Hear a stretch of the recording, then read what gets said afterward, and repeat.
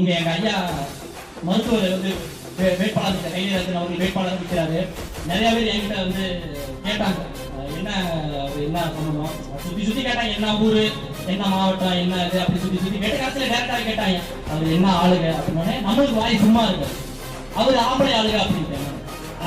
உண்மைதான், அவர் ஆம்பளை ஆளுங்க. அப்புறம் நாம் தமிழர் கட்சியில 20 பொம்பளை ஆளுகள் வேட்பாளர் இருக்காங்க, 20 ஆம்பளை ஆளுகள் வேட்பாளர் இருக்காங்க. எங்களுக்கு தெரிஞ்ச ஆளு அப்படின்னு கேட்டா எங்களுக்கு இப்படி தான் தெரியும், ஆம்பளை ஆளு பொம்பளை ஆளு தான் தெரியும். நீங்க கேட்ட ஆளு என்னன்னு தெரியல. எனவே அந்த மாதிரி கொஞ்சம் ஏற்றி முடிக்க நாம் தமிழர் கட்சி பசங்க கிட்ட என்ன ஆளு எல்லாம் கேட்டாங்க. கொஞ்சம் நான் வந்து சாப்பிட்டா பேசுறேன், அவங்க இன்னும் கொஞ்சம் மோசமா பேசுவாங்க. ஏன்னா நம்ம பையில பேசினாங்கன்னா பெண்ணால ஊற்றி கழுவுனாலும் போகாது. ஆனாலும் நாங்கள் ஏற்றுக்கொண்ட தலைவர்கள் அந்த மாதிரி எங்கள் அண்ணன் எங்களை அப்படி வழிநடத்துறாரு, பெண்களை எப்படி மதிக்கணும்னு சொல்லி கொடுத்துருக்காரு. எனவே நாங்கள் உண்மையும் நேர்மையும் பேசி உங்க முன்னாடி வாக்கு கேட்க வந்திருக்கோம். இந்த ஒரு முறை நம்பிக்கையோடு வாக்கு செலுத்துங்க. ஜெயிக்கிற கட்சி ஓட்டு போடுன்னு சொல்லி பழைய பஞ்சாங்கத்தை தயவு செஞ்சு பாடாதீங்க. ஜெயிக்கிற கட்சி நீங்க ஒண்ணு கிடையவே கிடையாது. அப்படி ஜெயிக்கிற கட்சி ஒண்ணு இருக்குன்னா இங்க தேர்தலே தேவை கிடையாது.